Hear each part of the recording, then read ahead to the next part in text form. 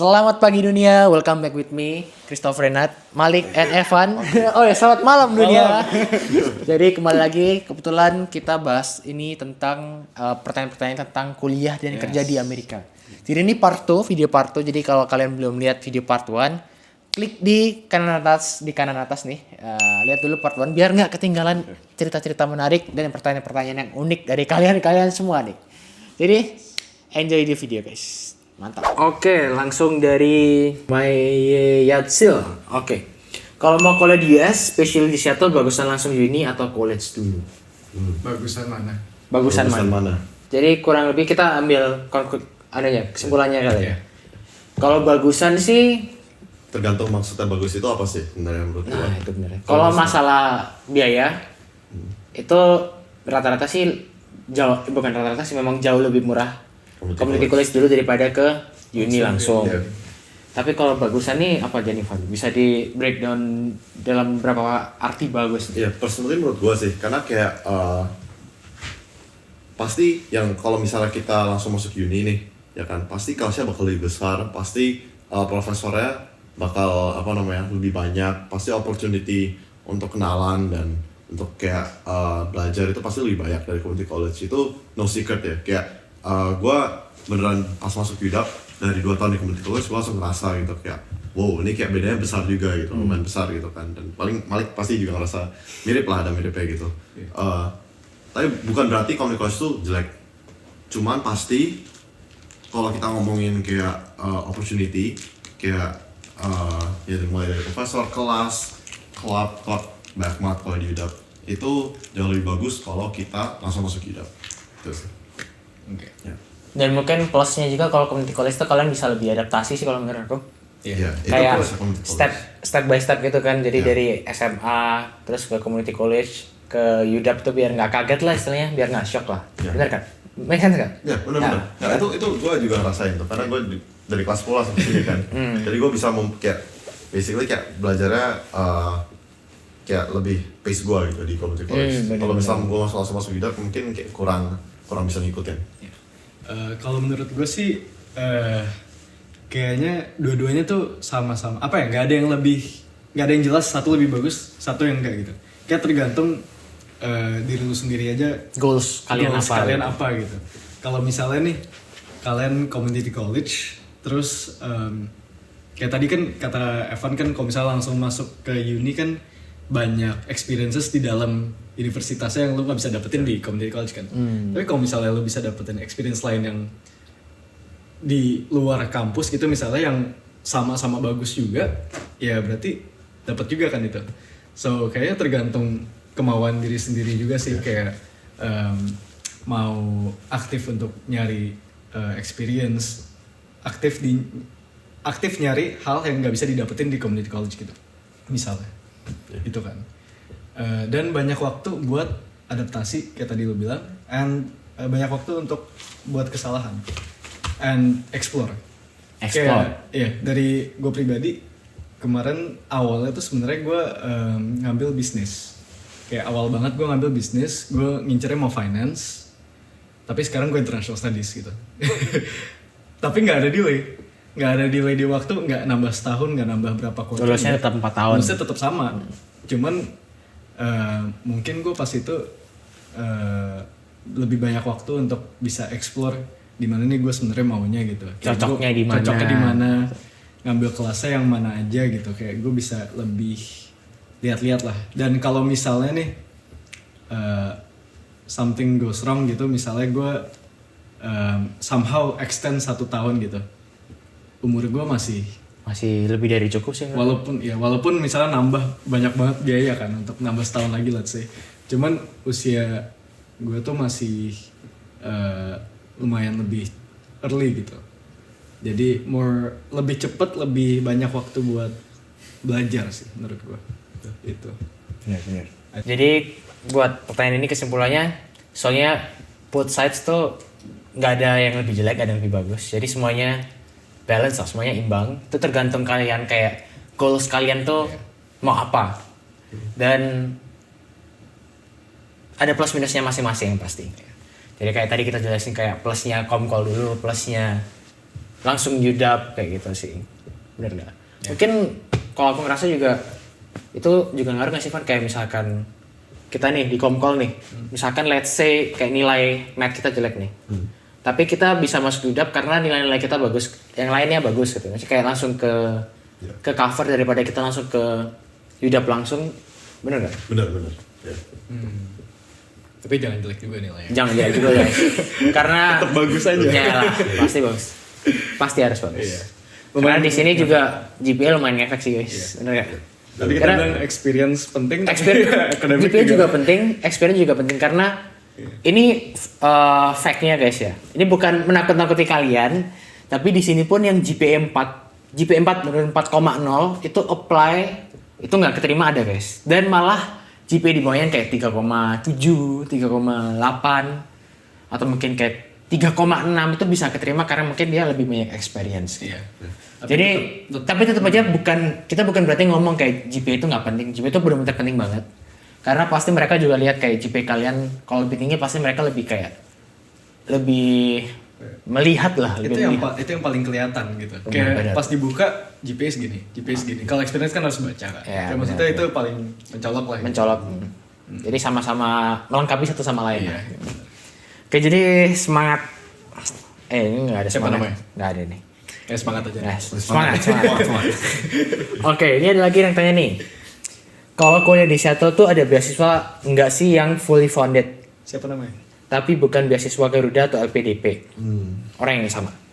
Oh, fully funded. Ada nggak yang fully funded? Tapi bukan LPDP, tapi bukan beasiswa yang dari negara. Mungkin dari aku dulu ya? Iya, boleh. Kalau di Komkol itu ada guys. Jadi misalkan community college school kebetulan tuh dia ngasih beasiswa juga. Jadi ntar kalian butuh apply. Tapi setahu aku nggak fully funded karena mungkin kayak cuma potongan harga. Kayak mungkin potongan 80%, potongan 70% per quarter kayak gitu sih. Tapi kalau di UDAP gimana? Nah jadi kalau menurut gua tuh beasiswa gua bedah jadi 2 kategori besar ya. Beasiswa dari sisi Amerika atau beasiswa dari sisi Indonesia. Kalau misalnya dari sisi Indonesia tuh yang kayak beasiswa Garuda, LPDP, atau bahkan kalau misalnya udah kerja dan mau master kayak dibayarin company-nya gitu. Itu beasiswa dari sisi Indonesia. Dan menurut gua kalau misalnya fully funded itu jauh lebih banyak yang dari sisi Indonesia.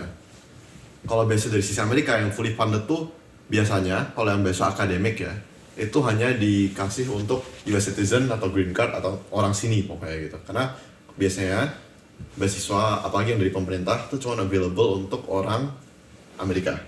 Buat US citizen. Iya, US citizen gitu. Tapi juga ada beasiswa yang dari private. Jadi kebetulan pacar gua orang Hong Kong kan, bukan orang Amerika. Tapi dia dapat beasiswa dari private institution gitu. Jadi dia Dari mana, Van? Dari Hong Kong. Apa sih itu yang jokes dari Hong Kong? Lama banget. Fokus kembali ke laptop. Jadi dia dapat beasiswa dari semacam kayak orang kaya nih yang misalnya dulu attend UDAP gitu, yang kayak sekarang kan gue udah kaya nih, gue mau kasih kayak mau give back to the community dengan cara kasih beasiswa. Jadi itu kayak kalau beasiswa tersebut itu bukan dari pemerintah, bukan dari kuliahnya, tapi dari orang personal. Itu harus dicari sendiri. Pasti banyak, pasti ada, cuman ya mungkin lebih susah nyarinya ya. Benar. Dan opsi yang ketiga itu ada beasiswa atletik. Jadi kebetulan kayak kalau kalian itu jago banget nih main basket, jago banget main badminton lah atau apa gitu, jago banget main volley, terus bisa masuk di US. Iya. Walaupun ini jarang sekali ya, tapi ada. Tapi gitu. ada, dan benar-benar atletik di sini tuh benar-benar dihargai banget. Dihargai banget. Nggak cuma di uni besar, tapi di Komkol pun kayak aku punya beberapa teman yang kayak tim basketnya UDAP atau tim baseballnya UDAP itu mereka benar-benar sekolah itu gratis, mereka cuma bayar kayak buku gitu doang. Jadi benar-benar kayak 100% beasiswa lah bisa dibilang kayak gitu. Ya, jadi kalau bisa beasiswa atletik di sini itu sangat amat enak ya, karena Enak. gratis semua. Untuk Sangat enak. Oke sekali. dapatnya pasti susah karena kompetisi lu ya orang-orang Ya, orang-orang sini. Amerika gitu. Tapi kalau kebetulan yang tanya mungkin calon main di IPL mungkin bisa ya. Jadi kayak gitu sih, ada 3 Sekolah opsi gratis. itu.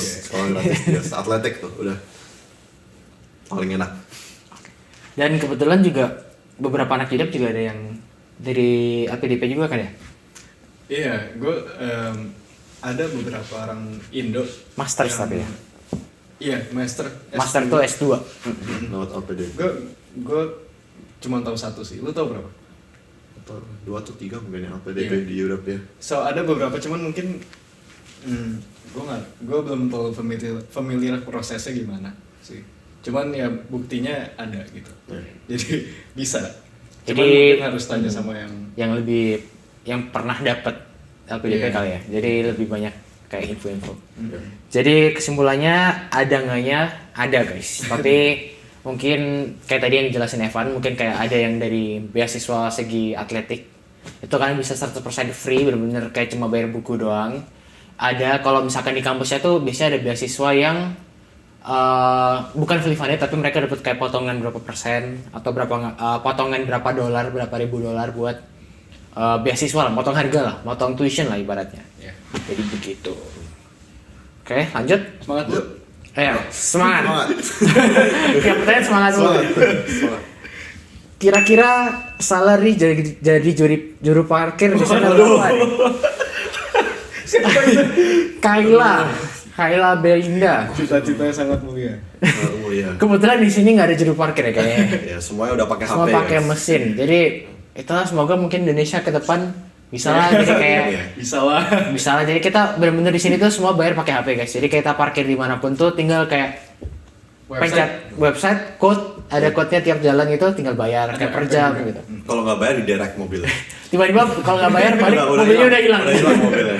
Atau mungkin bisa jawab ini kali yang kayak minimum wage berapa gitu. Oh iya, minimum wage boleh sih. Kalau minimum wage itu beda-beda sih guys. Tiap daerah itu beda-beda. Kebetulan aku kan di Bellevue College tuh di daerah Bellevue.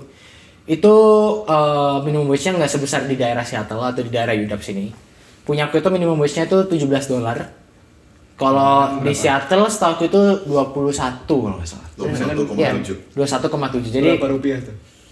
$17 itu sekitar 250.000 lah. Nah, 21 Rate sekarang berarti udah hampir 340, dengan hampir 350 ribu per jam. per jadi jam kan? kadang padahal Bellevue sama Seattle tuh deket banget guys, tapi selisihnya bisa kayak $4 per jam Per jam. wage-nya. Jadi begitu. Oke, jadi lanjut dari Daryl. Nah ini sering lembur nggak kalau Waduh. kerja? Gimana Van? Kamu yang udah punya experience kerja di sini gimana? Jujur gue hoki ya. Gue hoki, kerjaan gue tuh lumayan santai. Jadi gue experience kerja gue itu walaupun gue baru lulus, gue pernah kerja full time 40 jam per Ya. minggu. per minggu, 40 jam per minggu. Summer kemarin ya, pas gue dari tahun ketiga ke tahun keempat gue kerja full time dan gue kerja sekitar kayak 20 jam pas lagi sekolah gitu. Jadi gue kerja di pas itu kayak semacam kayak corporate finance. Tapi karena gue kerja remote, gue kerja online kayak 4 hari, gue 4 hari online, 1 hari offline, itu kayak hybrid. Jadi gue lumayan santai sih. Kalau kerjanya tuh kayak jarang lembur. Tapi beneran tergantung kerjanya sih. Kayak gue dengar cerita gitu kan, gue network sama orang yang kerja di banking gitu, yang kayak bisa kerja kayak 80 jam seminggu. Jadi lu bayangin tuh 80 jam seminggu. Atau tidur di kantor tuh. sambil sekolah. Enggak kan? udah lulus Harus sekolah. Ya. Tapi kayak ya beneran tergantung sih guys. Kayak kerja kalau di sini lumayan proteksi HAM-nya tuh lumayan tinggi. Jadi kayak kalau misalnya kalian kerja nih, gue pernah dulu kerja overtime. Jadi kan pas itu bulan Juli kayak fiscal year mau tutup kan. Jadi kayak report gitu. Tapi ini waktu di hidup masih. Waktu dia, ya, gue pernah kerja overtime cuma 2 jam aja kan. 2 jam itu gue overtime tuh harus izin dulu. Jadi gue kalau mau kerja lembur itu harus izin. Biasanya kalau di Indo bosnya yang nyuruh kerja lembur kan. Di sini gue yang harus izin mau kerja Biar dapat lembur. overtime. Biar dapat overtime gitu. Justru orang malah ngincer overtime gitu kan. Kayak mau izin untuk overtime gitu. Iya, biar pertama kerja selesai. Kedua, kalau overtime tuh digaji 1,5 kali lipat. Jadi Lebih misalnya banyak gue- daripada minimum wage minimum hari-hari wage- biasa kan. Iya, minimum wage gue $20. Pas itu gue kerja overtime 2 jam doang kan. Per jamnya dibayar $30 gitu. Jadi orang Mantap. malah pengen overtime untuk digaji lebih. Iya, Benar. di sini tuh beneran kayak orang tuh malah mereka yang pengen lembur. Iya. Kebalikan banget ya sama ini. Kebalikan ya. Oke. Begitu sih. Begitu. Tapi apapun itu guys, kalau misalnya kerja gitu sambil sekolah, jangan sampai keteteran sekolah. Nah, balik Sekolah lagi. nomor satu. Benar. Tapi jujur kalau bahas itu kebetulan aku dapat kerja baru nih guys di kayak apa? Global leader gitu kan di kampus. Oh iya? Ya. Kayak tapi baru start kayak September gitu sih. Nah, itu tiap wawancara mesti kayak dia mesti kayak menekankan kalau kembali lagi lu di sini tuh buat sekolah gitu. Iya. Jadi lu bisa nggak manage time lu atau enggak? Jadi misalkan kalau misalkan kita ada kelas, mereka pasti yang adjust kayak jadwal kerja kita, schedule kerja kita itu sama kelas kita karena mereka benar-benar kayak menghargai banget kelas kalian di sini. Jadi kayak apa ya, lebih menghargai kalau kalian di sini tuh bukan buat kerja, tapi buat sekolah gitu lah. Sama kayak Permias juga pas hari pertama banget, gue sama Evan langsung bilang apapun itu sekolah tetap nomor satu. Gitu. Jadi kalau ada apa-apa kita adjust sama kalian juga gitu. Bener. Tapi jangan asal juga kerja. Iya, gitu. Bener, setuju. Oke, lanjut. Dari Stephanie Jessica nih, gimana cara bagi waktunya? Apa kalian diberi kelonggaran kalau ada banyak finals? Nah, bahas masalah waktu, kebetulan kita juga aktif di Permias nih. Kita bertiga kenal juga di Permias. Jadi Permias tuh kayak Indonesian Organization di Seattle. Itu langsung di bawahnya KJRI langsung ya? Di bawah KJRI Indonesia kan? KJRI itu Konsulat Jenderal Republik Indonesia. Ya. Oke. Jadi kebetulan kita di bawah Permias Nasional, di bawah KJRI. KJRI. Ya, maksudnya langsung kayak dari pemerintah Indonesia. Ya. Dan itu juga lumayan banyak tugas kita. Bukan tugas lah, maksudnya banyak yang harus kita lakukan. Jadi menurut kalian gimana nih? Singkat aja. Bagi dari Permias, terus jadi kayak social activity buat dari kampus gitu. Menurut lu gimana, Lik? Lempar gue tadi begini. Aduh. Ya menurut gue kalian harus tahu kapasitas masing-masing sih. Kalau misalnya nggak bisa jangan dipaksain. Tapi balik lagi penting juga untuk cari kerjaan lain, bukan kerja doang, maksudnya kayak organisasi gitu-gitu, karena balik lagi itu numpukin di experience kalian. Benar. Jadi Setuju. harus carilah sweet spot di mana kalian bisa dapet oke sekolah, oke experience gitu. Cuman ya balik lagi sekolah nomor satu. Itu aja sih. Ya. Kalau dari Evan? Gue mau nanya aja, kalau misalnya kalian yang di profesor di sini tuh mereka baik-baik kan, kayak mereka mau bantu murid, tapi mereka tuh beneran tegas sama waktu gitu. Jadi kayak ekspektasinya tuh di kita untuk manage waktu. Jadi gue nggak bisa gitu ke profesor kayak sorry prof, kayak gue banyak finals, gue banyak masa Permias nih, kayak boleh nggak ini kayak gue longgarin sehari itu. Mereka nggak boleh gitu, nggak bakal boleh, karena dengan lu ngambil kelas itu dari awal itu kayak semacam kontrak gitu dari awal. Jadi beneran kayak kalau ada hal seperti itu tuh nggak ada kelonggaran, jadi itu beneran kayak dari kitanya yang harus Kita harus adjust kayak sama mereka. Ya. Tapi kalau dari aku juga, kalian harus tahu kapasitas kalian sih. Maksudnya kayak kalau kalian mau join, misalkan let's say organisasi A nih, kalian yakin nggak kalian bisa manage waktu kalian gitu. Tapi itu tergantung orangnya juga sih. Karena kalau aku sendiri, aku benar-benar tipe orang yang suka banget kayak ada hal kegiatan lain lah. Ibaratnya kalau misalkan aku kuliah doang itu bisa mati lah guys. Sebenarnya kayak benar-benar kayak hidup tuh sampah itu gitu rasanya kan. Dia bikin nge-vlog kan lu kan. Nah itu cari-cari aktivitas juga lah. Kegiatan positif lah, kegiatan positif. Kalian kalau mau sukses kayak ini nih, Oh, cari amin, experience amin. macam-macam kerjaan. Amin. Tadi apa global leader tiba-tiba? Nah, itu tiba-tiba dia. tuh tahu. Ini cara experience juga ke kalian-kalian nih, ke Evan sama Malik nih, ini juga experience-nya, aduh bukan kalian-kalian guys, sudah suhu-suhu ini kalau lihat LinkedIn-nya aja, aduh serem banget dari LinkedIn-nya nih. Tapi ya balik lagi apa ya? Tadi gue mau nambahin yang lu ngomong soal profesor. Iya, semua itu strike segala macam, tanggal semua ada duit segala macam. Tapi guru-guru tuh lumayan fleksibel. Profesor tuh lumayan fleksibel dengan kalau misalnya sakit. Itu yang satu yang Itu pengecualian lah, pengecualian. Sakit atau emergency atau apapun yang ya kalian tahu lah sendirilah, kalau misalnya kejadian-kejadian kayak gitu mereka lumayan fleksibel, tapi mereka nggak gampang dibodohin juga gitu. Jadi janganlah jangan pura-pura ada ini kenapa gitu tiba-tiba hilang berapa minggu gitu, jangan gitu juga, karena kalian juga yang capek kan. Benar. Dan apa ya, iya jangan coba-coba lah, karena kalau sampai ketahuan tiba-tiba lu bohong. Selesai guys. Selesai gitu kan. Dan ya jangan sampai gitu. Iya. Ya berarti kesimpulannya kalian harus bisa manage waktu aja sih. Iya, betul. Kalian harus tahu kapasitas diri kalian buat join tuh, kalian bisa handle atau enggak lah begitu. Oke, lanjut nih. Dari Muhammad Bimantoro nih. Ini gimana cara survive di UDAP? Nah, ini. Kalian tahu kan kayak UDAP itu kayak kampus bagus lah. Gimana nih cara survive-nya dengan kayak workload, tugas gitu-gitu gimana nih? Dari Evan dulu kali, singkat aja.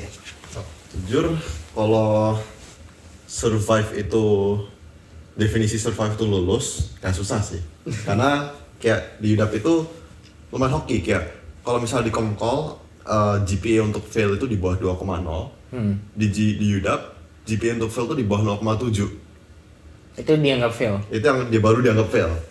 Tapi GPA major nggak boleh di bawah 2,0. Tetap. Cuman kayak yang lainnya kalau di bawah 2,0 sebenarnya nggak apa-apa.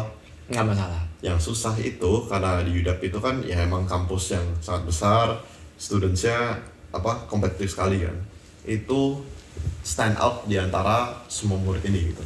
Itu yang susah sebenarnya. Kalau cuma lulus sih sebenarnya kayak nggak sesusah itu gitu. Kalau goalnya cuma lulus doang. Kalau asal lulus doang. Asal lulus doang ya. Habis itu mau ngapain? Tapi gimana cara lu stand out dari semua murid UDAP, dari 45.000 murid UDAP, itu yang sangat amat susah. Itu sih. Oke. Kalau dari Malik?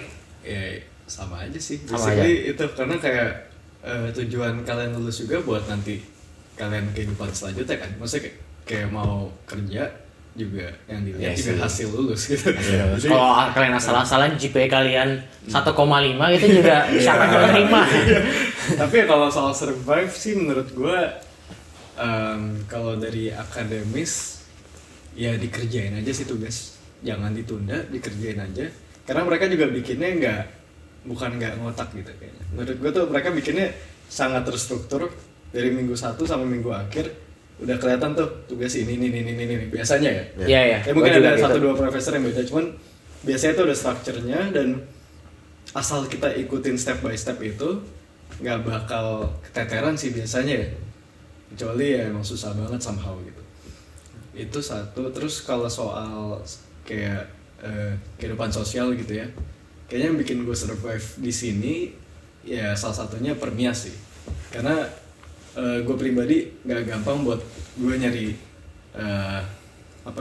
nyari teman dekat baru tuh susah menurut gue.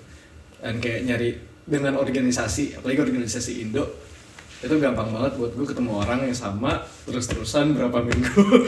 Akhirnya gue sama Evan nggak pernah ngomong sebelum kita jadi presiden sama VP sama vice president.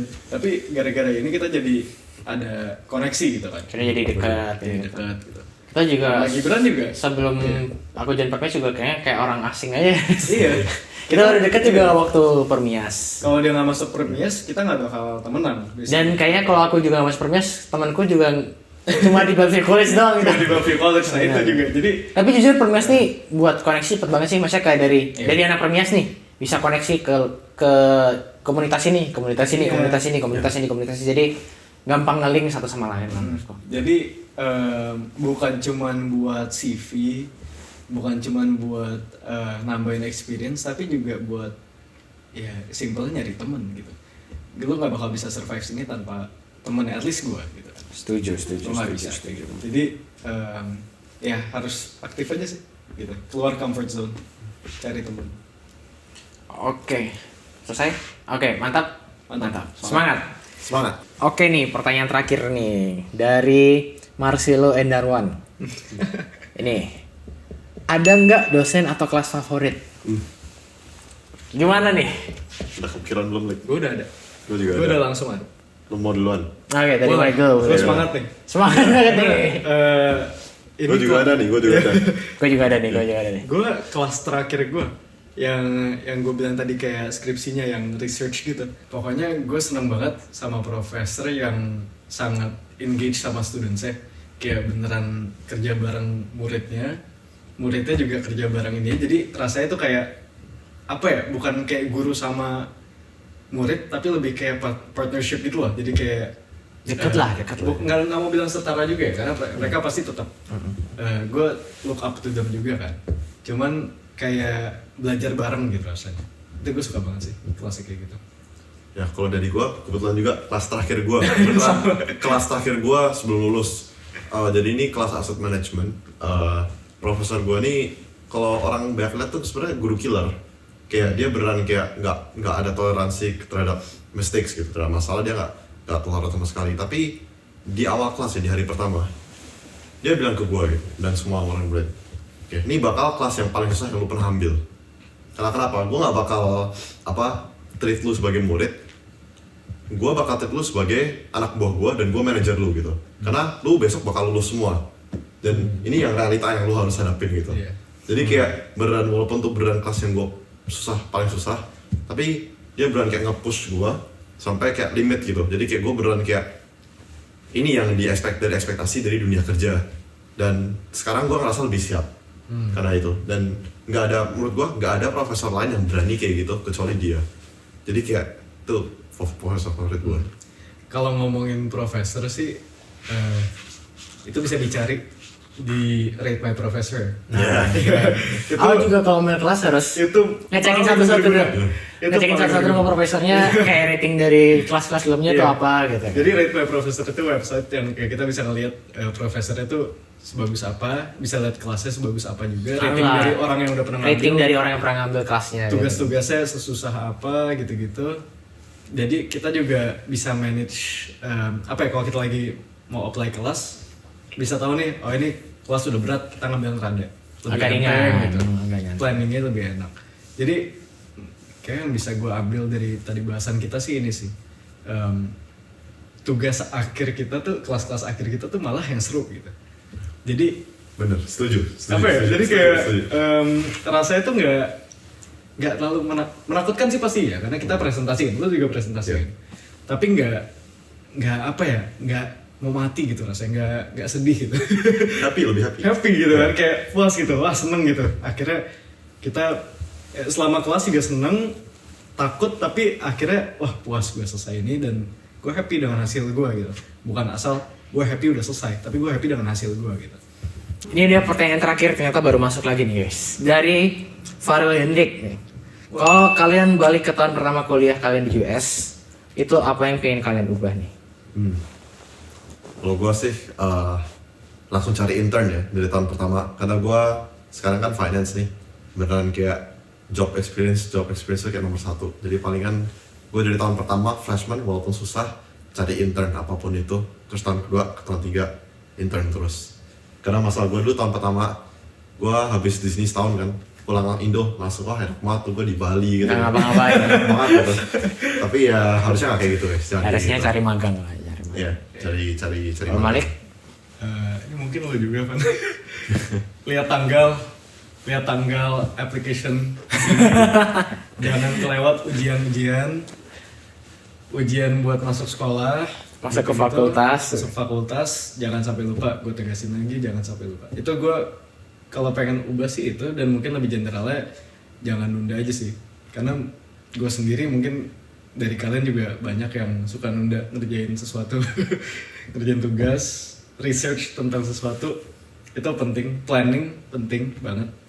Jadi mungkin itu sih salah satu yang gue nyesel, itu gue nggak langsung kerjain apa yang gue harus kerjain gitu. Dan kadang ngefeknya tuh jadi panjang, jadi ribet gitu kan. Sedangkan hal yang gue miss itu hal kecil misalnya, hal yang gampang gue lakuin gitu. Jadi jangan nunda guys. Oke. Jadi kayaknya pertanyaannya segitu aja. Jadi sorry banget guys kalau misalkan yang udah respon tapi nggak kebalas, karena ini kita bikinnya di tengah-tengah waktu responnya belum habis nih. Jadi mungkin tetap aja nggak apa, tanya aja ntar. Mungkin kita ada episode lain ya, Boleh. Jadi buat kalian yang mau kuliah di sini, semangat aja menurut kau. Benar gak? Betul. Semangat aja. Kalau kita bisa, kalian pasti bisa. Jadi yang pasti kalian kalau buat yang anak-anak SMA nih, explore aja guys. Explore sebanyak mungkin. Kalian cari tahu lah jati diri kalian tuh di mana, kalian enjoynya di mana. Jadi kalian tuh udah punya kayak vision ke depannya tuh mau gimana. Jadi lebih enak lah gitu. Betul. Kalau Evan, mungkin kata-kata terakhir buat yang mau kuliah di US. Ya cari tahu aja sih, cari tahu requirement dan lain-lain. Kayak yang tadi kita bilang dari tadi itu penting banget. Jangan sampai ada yang miss. Jangan sampai ada yang miss, penting banget. Malik? Mungkin dari gue jangan takut gagal, dan kalau misalnya gagal pun jangan kelamaan sedihnya. Karena ya apalagi kalau misalnya lewat community college gitu, waktu masih Panjang. Semoga waktu masih panjang, amin insyaallah. dan kayak banyak waktu buat belajar lah buat kalian gitu. Never give up. Yes, dan buat kita juga selalu. Oke, jadi segitu aja guys video kali ini. Semoga membantu buat teman-teman yang tanya. Jadi jangan ragu buat kalian kalau mau tanya-tanya, tanya aja nggak apa. Kita bisa jawab, kita bakalan jawab sebisa mungkin berdasarkan experience kita. Jadi stay tuned for next video guys, and bye-bye. Semangat. Semangat!